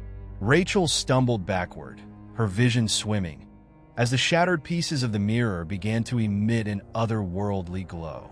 The whispers in her mind became a deafening crescendo, then abruptly fell silent. In the stillness that followed, Rachel collapsed to her knees, her chest heaving with ragged breaths. The chamber was no longer pulsing with the same malevolent energy. It was subdued, almost lifeless. The central sigil flickered weakly, its light dimming as if the destruction of the mirror had drained its power. But Rachel knew the battle wasn't over. The figure had not been defeated, it had only been disrupted. As she knelt among the shattered glass, Rachel noticed something extraordinary. Within each shard of the mirror, tiny reflections of her own face stared back at her. But they were not her. Each reflection was slightly different. Older, younger, smiling, frowning. Some had features she didn't recognize, while others seemed impossibly familiar. The shards whispered faintly, their voices almost pleading. "Choose your path before the gate reclaims you." Rachel's hands hovered over the shards, her mind racing. What did they mean by choosing a path? What had she done by breaking the mirror? The dim light of the sigil pulsed weakly, as though counting down to something inevitable. Rachel realized she was running out of time. Whatever choice she made, it would have to be now, before the gate reasserted its control. The echoes of the ritual still lingered in the air, a reminder that this fight was far from over. Rachel knelt among the shards of the broken mirror, her breathing ragged as the chamber's oppressive energy ebbed into a brittle silence. Each piece of glass shimmered faintly, catching the weak, faltering glow of the central sigil. The voices whispered once more, quieter now, as if they, too, were awaiting her next move.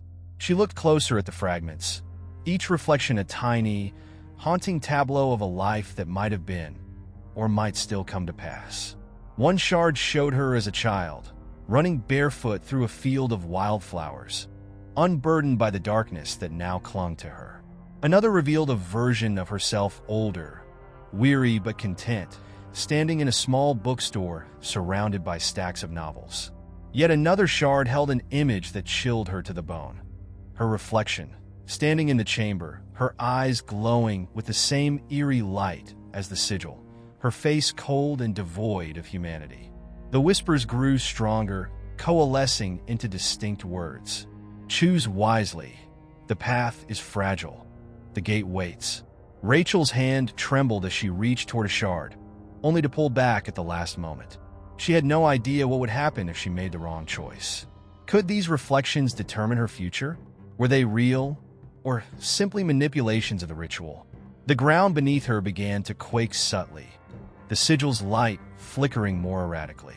The figure that had once loomed over her was now a swirl of darkness in the far corner of the room, its form unstable and flickering like a dying flame. But it wasn't gone. It was watching, waiting, its rage palpable even in its weakened state. Rachel could feel its malice pressing against her, urging her to falter, to choose in haste. Suddenly, the shards began to hum, their vibrations resonating in her chest. One shard slid closer to her on its own, its edges razor-sharp and gleaming.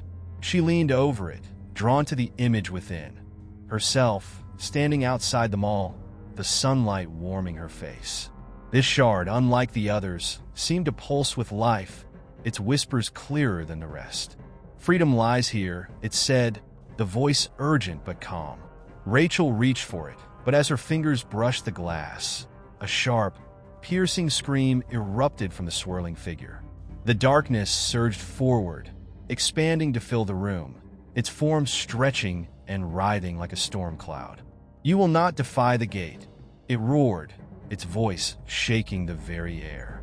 The shadows on the walls peeled away, coalescing into jagged shapes that lunged toward Rachel. Reacting instinctively, Rachel grabbed the shard and held it aloft. The moment she did, a beam of golden light erupted from its surface, cutting through the encroaching darkness. The jagged shapes recoiled, their forms dissolving into ash as the light touched them. The sigil on the ground sputtered violently, its glow now dim and erratic, like a candle fighting against the wind. The figure screamed again, its voice a cacophony of rage and despair. "You do not understand what you've done. The gate will not forgive this trespass. The chamber began to collapse in on itself, the walls cracking and crumbling as the oppressive energy reached a fever pitch. Rachel stumbled to her feet, clutching the shard tightly, its golden light her only guide. In the chaos, she noticed something strange. The remaining shards, scattered across the ground, were no longer inert. They began to rise into the air, spinning around her in a whirlwind of reflective glass. Each shard glowed faintly, their images blurring together into a kaleidoscope of possibilities. The whispers returned, louder now, overlapping in a discordant symphony. Choose, choose, choose. Rachel's heart pounded as she realized the truth. The shard in her hand was only part of the answer. She had to assemble a path, piecing together fragments of her fate from the shattered mirror. The glowing shard pulsed again, urging her onward. With trembling hands, she reached for another shard floating nearby, its image showing her walking through a dense forest, her face determined but wary. The moment she touched it, the two shards fused together, their light intensifying. The figure howled in rage as Rachel worked, grabbing shard after shard, each choice shaping the path ahead. The swirling vortex of glass around her grew smaller with every piece she added, the kaleidoscope of reflections narrowing into something clearer, more defined. But even as she built her escape, doubt gnawed at her. Was she choosing the right pieces? What if the path she constructed led her to something even worse? As the last shard snapped into place, the sigil on the ground flared brightly one final time, then collapsed into darkness. The chamber was silent, save for the figure's final, guttural scream. Rachel stood amidst the swirling shards, now fused into a radiant, golden mirror, its surface smooth and unbroken. She saw her reflection within, not fractured or distorted, but whole. The mirror's voice whispered softly, almost tenderly, "Step through." Rachel hesitated for only a moment before reaching out, her fingers touching the cool surface. The light enveloped her, and the chamber dissolved around her. Where it would take her, she didn't know, but anything was better than staying behind. Rachel opened her eyes to find herself standing in a stark, empty corridor.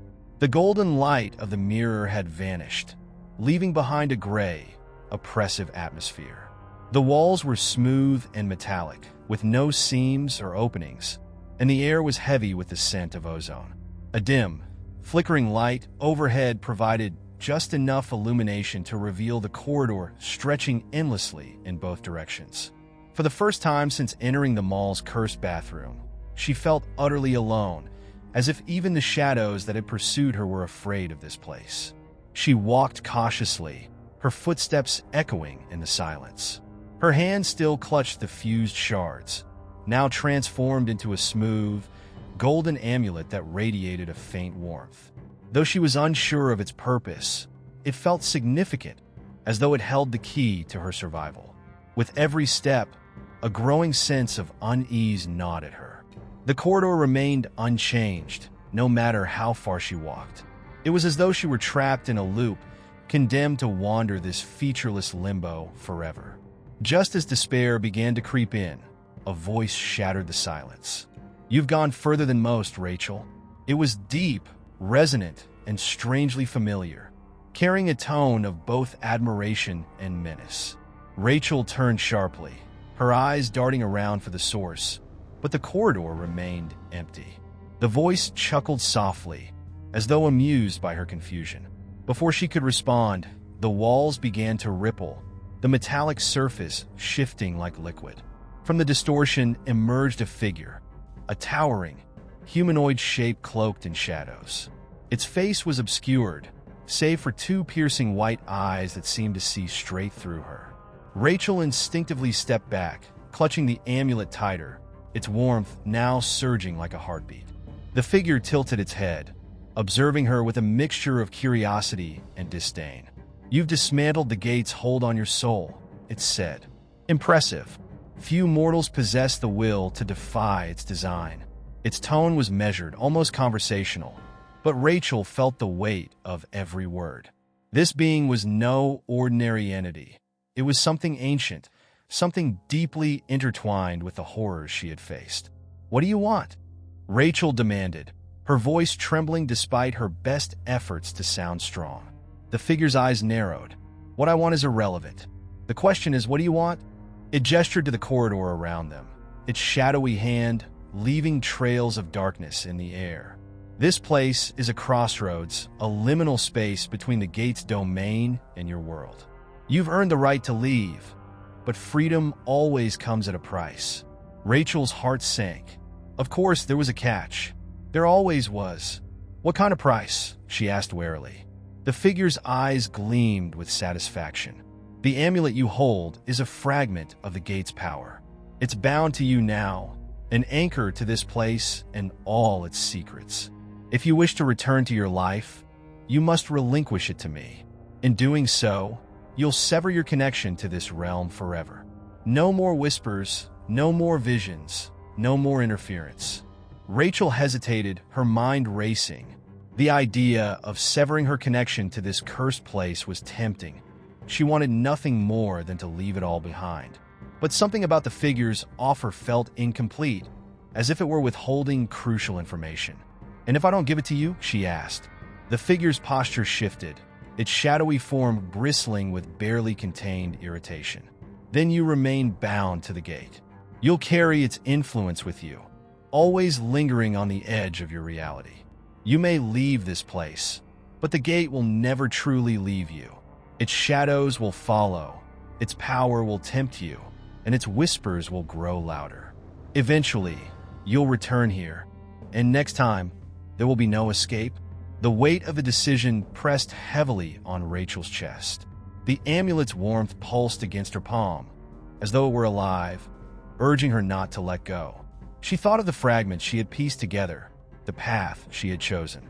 Was the amulet her salvation, or her undoing? Could she trust this entity, or was it simply another layer of the gate's deception? Rachel squared her shoulders, meeting the figure's gaze with newfound resolve. I'll decide my own fate, she said firmly, her grip on the amulet tightening. The figure's eyes flared with anger, its shadowy form swelling as the corridor began to tremble. So be it, it snarled, its voice echoing like thunder. But know this, Rachel, no choice is without consequence. You've merely delayed the inevitable. The figure dissolved into darkness, and the corridor shifted violently, its metallic walls cracking and collapsing around her.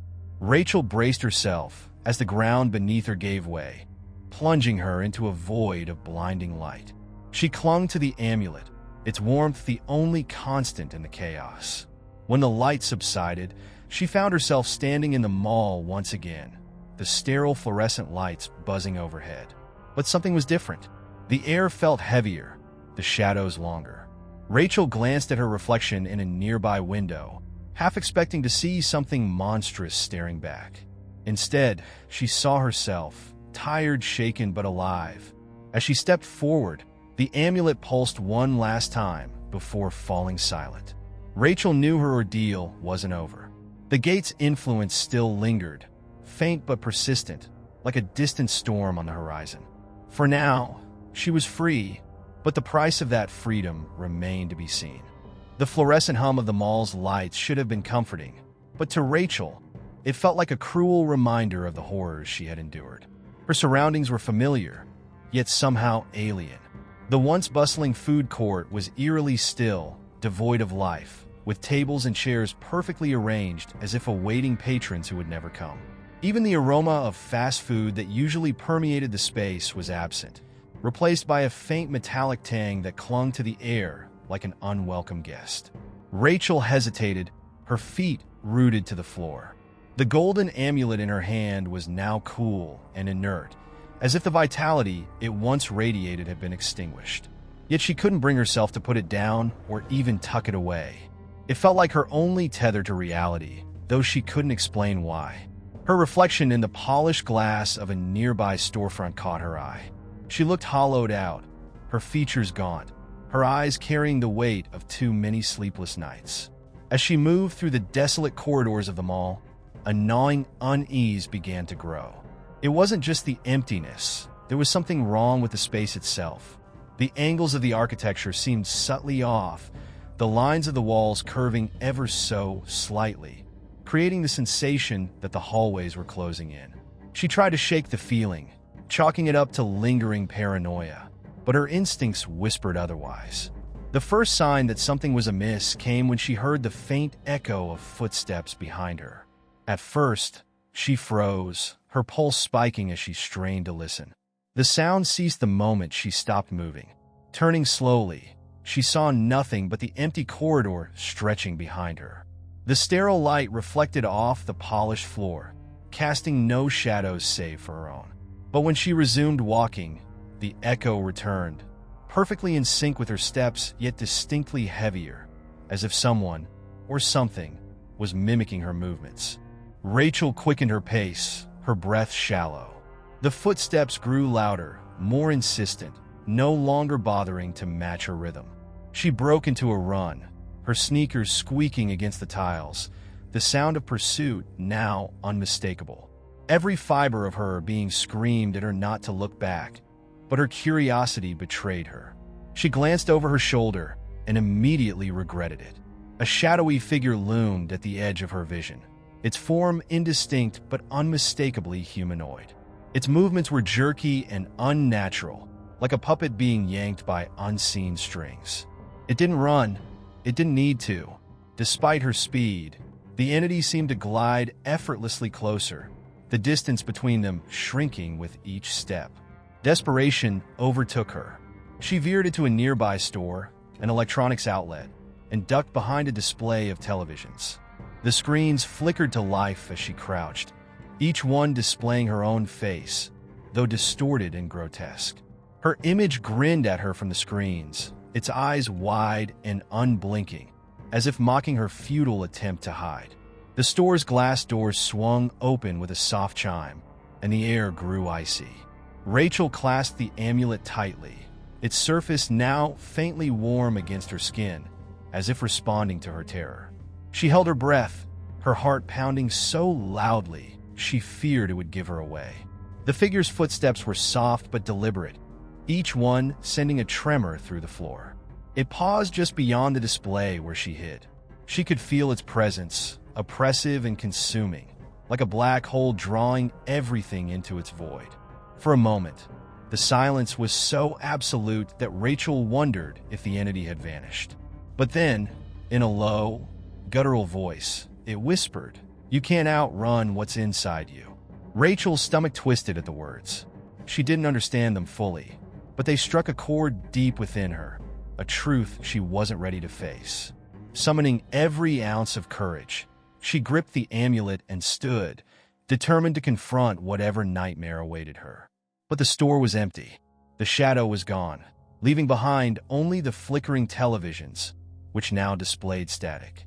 The reprieve was short-lived. As Rachel stepped out of the store, the mall around her began to shift. The walls warped and stretched, the floor rippling like water beneath her feet. The sterile lighting dimmed, replaced by a sickly, pulsating glow that seemed to emanate from nowhere and everywhere at once. It was as if the mall itself was alive, and it was angry. She staggered forward, her head spinning from the disorienting changes. The once familiar hallways now twisted in impossible directions, leading her in circles no matter which path she chose. Panic bubbled in her chest, threatening to consume her. But then, in the distance, she spotted a faint golden light. It pulsed rhythmically, like a beacon cutting through the chaos. Clutching the amulet, she made her way toward the light, each step a struggle against the mall's shifting terrain. She didn't know what awaited her there, but it was the only thing that felt real in this surreal nightmare. As the light grew brighter, she felt a strange mix of dread and hope. Something was waiting for her at the center of this labyrinth, and she had no choice but to face it. The golden light grew stronger as Rachel pressed on, an otherworldly radiance cutting through the oppressive gloom of the warped mall. It flickered and pulsed in a rhythm that felt almost alive, drawing her closer like a moth to a flame. Yet with every step forward, the space around her seemed to protest. The walls groaned as if in agony, bending and twisting into grotesque forms that resembled skeletal ribs closing in on her path. The ground beneath her feet undulated, threatening to throw her off balance. But she gripped the amulet tightly, the warmth radiating from it anchoring her to her purpose. As she neared the source of the light, the oppressive hum of the mall's fluorescent fixtures gave way to an eerie silence, broken only by the sound of her breathing and the faint echo of her footsteps. She turned a corner and found herself standing before a large, circular doorway that had not been there moments ago. Its edges glowed with the same golden hue, yet the surface shimmered like a liquid mirror, reflecting distorted fragments of her face. Rachel hesitated. The doorway felt like an invitation and a warning all at once. A faint whisper emanated from it, indistinct yet haunting, like voices carried on the wind. She couldn't make out the words, but they stirred something primal within her, a deep, inexplicable fear. But turning back wasn't an option. She had come too far, endured too much. Whatever waited beyond the doorway held answers, or so she hoped. She stepped through the shimmering surface, and the world shifted violently around her. Gone were the familiar, albeit distorted, corridors of the mall. In their place was a cavernous expanse, its walls shimmering with a golden glow that seemed to ripple like water. The air was heavy, charged with an energy that made her skin tingle. Suspended in the center of the space was a massive orb, radiating the same light that had drawn her here. The orb was unlike anything Rachel had ever seen. Its surface was in constant flux, shifting between molten gold and translucent crystal. Within its depths, faint shapes swirled, indistinct yet unsettlingly human. As she stepped closer, the amulet in her hand grew warmer, almost too hot to hold. She had the sudden, unshakable realization that the amulet and the orb were connected, though how or why remained a mystery. Before she could take another step, the golden light dimmed, and a shadow emerged from the orb. It coalesced into a figure, a tall, humanoid form cloaked in darkness, its edges shimmering like heat waves. Its face was featureless, yet Rachel felt its gaze pierce through her, unearthing every fear and doubt she had ever buried. The figure spoke, its voice a low rumble that reverberated through the cavern. You seek answers, yet you cling to lies. The truth lies not in what you hold, but in what you fear. Rachel's breath caught in her throat. The amulet in her hand seemed to pulse in response, its warmth intensifying.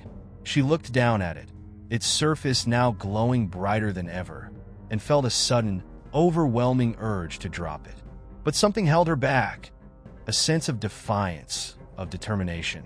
"What are you?" she demanded, her voice trembling but resolute. The shadow tilted its head, as if amused. "I am the reflection of your choices, the culmination of your desires and regrets. I am the guardian of the truth you hide from yourself." It gestured toward the orb. "Step closer, and see what you fear most." Rachel hesitated. Every instinct screamed at her to run, to escape this place and its impossible horrors. But the orb seemed to call to her, its light pulsing in time with her heartbeat. Slowly, she stepped forward, each movement feeling heavier than the last. As she approached, the swirling shapes within the orb became clearer, resolving into images that made her stomach drop. Inside the orb, she saw herself, but not as she was now. These were fractured memories, glimpses of moments she had tried to forget. The time she had betrayed a close friend, the lies she had told to protect herself, the opportunities she had squandered out of fear. Each image struck her like a physical blow, forcing her to confront the parts of herself she had long buried. The shadow spoke again, its tone softer but no less chilling. "You cannot move forward until you accept what you see. The amulet cannot shield you from the truth." Rachel felt tears streaming down her face, her grip on the amulet faltering. The weight of her guilt and shame threatened to crush her. But as she stared into the orb, a spark of determination flickered within her. She had spent so long running, from her past, from her mistakes, from herself. But if this nightmare had taught her anything, it was that she couldn't run forever. Taking a deep, shuddering breath, she stepped closer to the orb, her reflection staring back at her with a mixture of fear and resolve. "Show me everything," she whispered. As Rachel whispered her challenge, "Show me everything," the orb pulsed once, sending ripples of golden light through the cavern. For a moment, everything was silent, as if the universe itself held its breath. Then, the orb erupted with light, so intense it swallowed the entire space, leaving Rachel in a void of blinding gold. She felt weightless, untethered, as though her very essence was being dissected by unseen forces. Images began to coalesce around her, not in the surface of the orb, but all around her, encasing her in a sphere of memories. These weren't fragments she could dismiss or distort. They were vivid and raw, each one pulling her into its emotional grip. She found herself reliving moments she had tried to forget, not as a distant observer, but as an unwilling participant. She saw herself at 8 years old, standing in the hallway of her childhood home. Her parents were arguing, their voices sharp and venomous, while she clutched a stuffed bear to her chest, tears streaming down her face. The scene shifted, and now she was a teenager, walking away from her best friend after a fight, her pride outweighing her regret. The friend's face faded into sadness, an expression that haunted Rachel even now. The memories grew darker, sharper. She saw herself as an adult, sitting in her apartment, ignoring the desperate calls of someone who had needed her help. The voice on the phone trembled with a fear she had chosen to ignore, rationalizing her inaction with excuses that now felt hollow. That person's fate remained unclear, but the weight of her guilt was suffocating. The shadowy figure reappeared, its form now shifting and unstable, as if it were feeding off her anguish. "Do you see now?" it intoned, its voice echoing with a resonance that made her bones ache. "This is the truth you sought, the weight you carry but refuse to bear. You cannot escape it any longer." Rachel clenched her fists, trembling under the weight of the memories and the figure's judgment. "I know I've made mistakes," she said, her voice cracking, "but I didn't come here to be condemned. I came here to make things right." The figure paused, tilting its head as if considering her words. "And what is right?" it asked, its tone laced with both curiosity and mockery. "To undo what has been done? To absolve yourself of guilt without consequence? Truth is not forgiveness, Rachel. It is acceptance." The golden light around her began to dim, and the cavernous space returned. Rachel stood before the orb, the amulet still in her hand, now cool to the touch. She looked at it, realizing its glow had faded. It was nothing more than a piece of inert metal now, a tool that had served its purpose. She turned her attention back to the orb. Though its light had dimmed, the swirling shapes within it remained, now moving slower, almost calm. Rachel took a tentative step forward, reaching out to touch its surface. The moment her fingers made contact, a shock of energy coursed through her, and she was flooded with something unexpected: clarity. The memories were still there, vivid and painful, but they no longer felt like an anchor dragging her down. Instead, they felt like markers on a map, points of reference for the journey she had traveled. The orb seemed to hum in acknowledgement, its light shifting to a soft, steady glow. The shadow spoke again, but this time its tone was softer, almost reverent. "You have faced your truth. Whether you rise or fall depends not on what lies behind you, but what you choose to carry forward." Rachel nodded, her resolve hardening. She didn't fully understand what she had uncovered or what lay ahead, but she knew one thing: she couldn't turn back now. The truth wasn't just something to be feared. It was a foundation to build upon, no matter how fractured.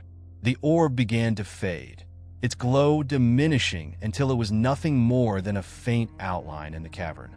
Rachel turned to the shadow, her voice steady. "I'm ready for whatever comes next."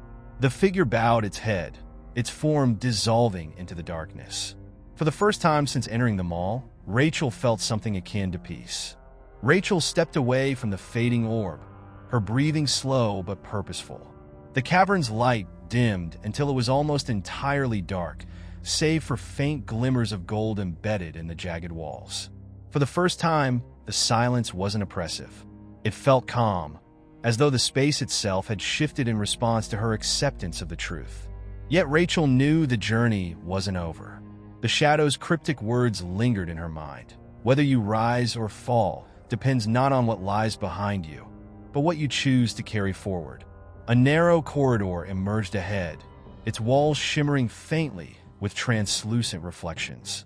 As Rachel moved closer, she realized the surfaces were made of mirrored glass, each panel displaying fragmented images of her.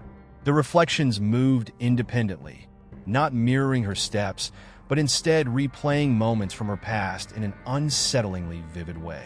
She saw herself laughing with her sister at a family picnic, the warmth of the moment filling her chest. But as she passed the next mirror, the tone shifted.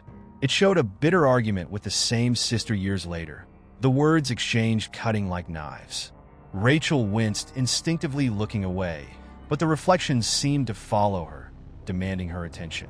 The corridor began to narrow, the walls pressing closer together. Each step forward felt heavier, as though the air itself resisted her movements. The glass panels reflected not just her actions, but her emotions: pain, guilt, anger, joy, all swirling together in a kaleidoscope of colors and shadows. It wasn't just her life that played out. It was her essence, stripped bare and laid out for her to see. Rachel stopped in front of one particular panel, unable to tear her gaze away. It showed her as a child, hiding in her bedroom while her parents fought downstairs. Her small hands clutched her ears, trying to block out the shouting. Yet, instead of evoking sadness, the memory seemed to shift, reframed by her newfound clarity. She saw not just a frightened child, but also a survivor, someone who had endured and grown despite the chaos around her. The realization sparked a ripple through the corridor. The mirrors began to crack, thin fractures spidering across their surfaces. Rachel's reflections distorted and blurred, their independence fading as they synchronized with her movements. The corridor widened again, the oppressive weight lifting. Rachel felt a flicker of hope, a sign that she was moving towards something meaningful. But as she pressed forward, the atmosphere changed once more. A low hum began to vibrate through the corridor, growing louder with each step. The reflections in the glass grew darker, their movements jerky and unnatural. Rachel paused, her heart pounding as a new figure appeared in the mirrors, a tall, shadowy version of herself, its eyes glowing faintly with a pale blue light. The shadow reflection raised a hand, and Rachel instinctively mirrored the motion. But instead of mimicking her, the figure began to speak, its voice an eerie echo of her own. You think you've faced the truth, but you've only scratched the surface. What lies within is far deeper, far darker. Rachel clenched her fists, refusing to falter. I've faced everything you've shown me. I'm not running anymore. The shadow tilted its head, the faint glow of its eyes intensifying. You've faced what you could bear, but the deepest truths aren't revealed. They're earned. The mirrors shattered completely, and Rachel was plunged into darkness.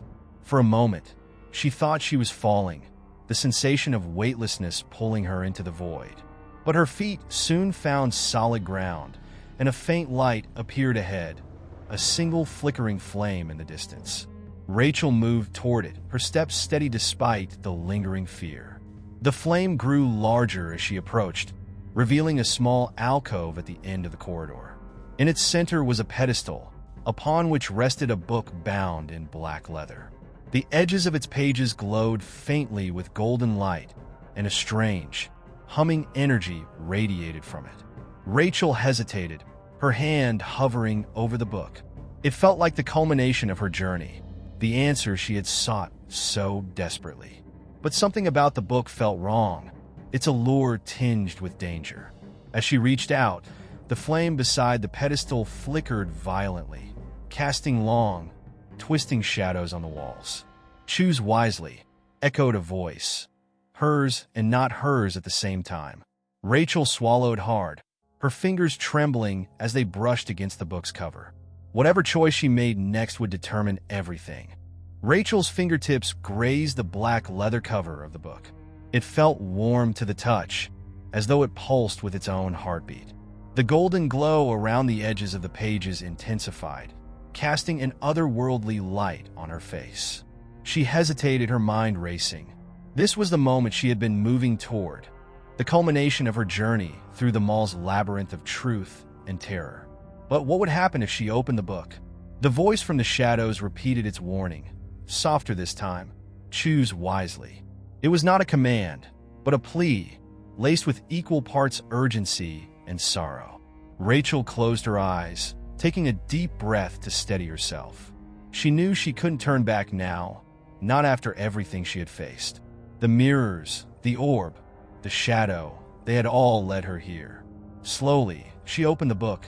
A gust of warm air rushed out, carrying the scent of aged parchment and something else, something metallic, almost like blood.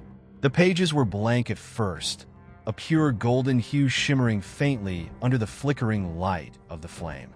But as Rachel flipped through, words began to appear, scrawled in a handwriting that was eerily familiar. The words told a story, her story.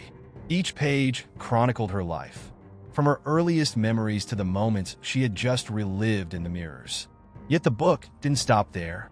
As Rachel read on, she discovered entries describing events she had never experienced, terrible acts she had not committed, tragedies she had not endured. Or had she? The images leapt off the pages, more vivid than any memory. In one passage, she saw herself standing over a shattered mirror, her hands bloodied, shards piercing her palms. In another, she was in the mall bathroom, staring at her own reflection, but her reflection wasn't staring back. It was laughing, its mouth stretching wider than humanly possible. Rachel slammed the book shut, her breath coming in gasps. "This isn't real," she said aloud, her voice trembling. "These things didn't happen." The shadowy voice returned, stronger now, resonating through the chamber. "Didn't they? Or have you simply forgotten? The mind protects itself, Rachel, but the truth cannot be erased." The flame beside the pedestal flared, and suddenly the room shifted. Rachel found herself standing in the mall bathroom once more, the fluorescent lights flickering overhead. The stall doors were ajar, and the air was heavy with the scent of mildew and damp stone. The book was still in her hands, its weight anchoring her to this surreal version of reality. The mirror above the sink caught her attention. Her reflection stared back, but it wasn't her, at least not the Rachel she recognized. This version of herself was disheveled, her eyes sunken and wild, her hands trembling as they clutched the edges of the sink. The reflection began to speak, its voice a distorted echo. "You've always known. You've always been part of this." Rachel stepped closer, her stomach twisting. "Part of what? I don't understand." The reflection smirked, and suddenly the lights above shattered, plunging the room into darkness. When the dim, golden glow of the book returned, Rachel was no longer alone. Figures emerged from the shadows, their faces obscured, but their forms disturbingly familiar. They surrounded her, their whispers growing louder until they became a cacophony of accusations and pleas. "You left us behind. You ignored the warnings. You are the cause." Rachel clutched the book tighter, her knuckles white. "No," she screamed, her voice cutting through the noise. "I didn't know. I didn't." But the whispers didn't stop. The figures closed in, their shapes twisting and merging into a single massive form, a towering shadow with glowing eyes that burned like twin suns. The air around Rachel grew cold, and she fell to her knees, the book slipping from her hands and landing with a heavy thud. The shadow loomed over her, its voice thunderous. The book is not a record of what was. It is a reflection of what could be. Every choice you've made has brought you closer to this moment, but the final choice is yours. The book began to glow brighter, the golden light spilling out and illuminating the room. Rachel reached for it, her hands shaking. "What do I have to do?" she whispered. The shadow retreated slightly, its edges flickering. "Decide. Will you embrace what you fear most, or will you let it consume you?" The words hung in the air, and Rachel knew this was it, the choice that would define everything. She reached for the book again, its warmth seeping into her skin. Her reflection in the shattered mirror caught her eye, its expression unreadable. The truth was there, just out of reach, waiting for her to claim it or be destroyed by it. The golden glow of the book intensified as Rachel's trembling hands hovered over its cover. The room pulsed with a rhythm that matched her racing heartbeat, the very air around her thick with tension. The shadow loomed just beyond the edges of the light, its presence oppressive yet strangely patient. Time seemed to stretch, every second an eternity, as Rachel realized the weight of the decision before her. The book was no longer just an artifact. It was the culmination of every fragment of truth she had uncovered, every fear she had faced, and every version of herself she had encountered. It represented possibility, both salvation and damnation wrapped in one. Rachel took a deep breath, her fingers finally making contact with the warm leather. "I choose to understand," she whispered. Her voice, though barely audible, echoed in the cavernous silence of the space. With a deliberate motion, she opened the book to the final page.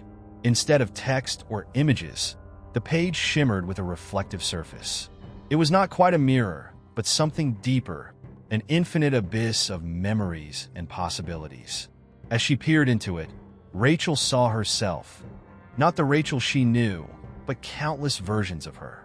Some were thriving, radiant with joy. Others were broken, their eyes hollow. She saw paths she had taken and those she had avoided, moments of triumph and failure that rippled out like echoes. The shadow spoke, its voice gentler now, as though recognizing her resolve. "This is the truth you've sought. Every choice you make creates a ripple, and every ripple shapes the infinite versions of you. You have lived this moment before, and you will live it again. But only one version of you will step forward." Rachel's gaze remained fixed on the page. The reflection began to shift, showing her not only her lives, but the lives of those she had touched. Her decisions had consequences far beyond herself, influencing the people around her in ways she had never considered. She saw the security guard who had tried to help her, his face etched with fear as he was consumed by the shadows. She saw her mother, sitting alone in a dimly lit living room, clutching a photograph of Rachel with tears streaming down her face. The weight of responsibility pressed down on her. "What am I supposed to do?" she asked, her voice cracking. The shadow moved closer, its edges blurring as it merged with the golden light. "To know yourself is to know everything. To accept yourself is to change everything. The path forward is not about defeating the darkness, but embracing it." Rachel closed her eyes, the tears flowing freely now. She thought about the fear she had carried for so long, the fear of failure, of loss, of being powerless. She had run from it, denied it, and yet here it was, waiting for her at the end of everything. Slowly, she placed her hand on the page, letting its warmth flow into her. The room dissolved around her. The bathroom, the shattered mirrors, the shadow, all faded into a golden haze. For a moment, there was nothing but silence and light. Then a voice, not the shadow's but her own, spoke from within her. "You are the sum of your choices, and you are enough." Rachel opened her eyes to find herself standing in the middle of the mall. The fluorescent lights hummed softly, the bustle of shoppers echoing around her. Everything seemed normal, almost painfully ordinary. She looked down and saw the book in her hands, its cover now blank. The events of the past hours, or was it days, felt like a distant dream, but Rachel knew they had been real. The book, the mirrors, the shadows, they had all been part of her journey. And though the terror lingered at the edges of her memory, she felt a strange sense of peace. As she walked toward the exit, a reflection in a storefront window caught her eye. It was her, but not quite. This Rachel looked calm, confident, unburdened. For the first time, Rachel smiled at her reflection, and it smiled back. Outside, the sun was setting, painting the sky with hues of orange and gold. Rachel stepped into the warm light, the book tucked under her arm. She didn't know what the future held, but she knew one thing for certain. She had faced the darkness within her and emerged whole. And somewhere, in the depths of the mall, a shadow watched her go, its edges softening as it whispered, "Until we meet again,